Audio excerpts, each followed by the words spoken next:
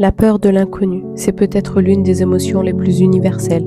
Elle nous bloque, elle nous paralyse et pourtant, elle cache souvent la clé de notre évolution.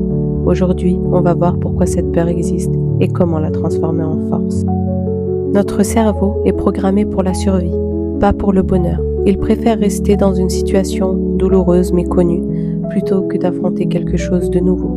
C'est pour ça qu'on reste parfois dans des relations toxiques, ou dans des jobs qui nous détruisent, ou des habitudes qui nous font souffrir. Le connu rassure, même s'il fait mal. Dans un chemin spirituel, l'inconnu est une étape obligatoire. Il représente le vide, le lâcher-prise, la mort symbolique de l'ancien moi. C'est effrayant parce qu'on perd ses repères.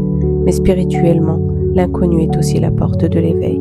C'est dans l'inconfort que tu découvres qui tu es vraiment. L'inconnu, c'est la vie qui t'appelle à grandir.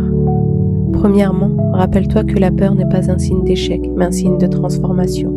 Deuxièmement, avance par petits pas. Au lieu de tout changer, fais un micro-pas vers ton inconnu chaque jour. Troisièmement, cultive la confiance. Médite, écris ou répète-toi que derrière chaque peur se cache une liberté.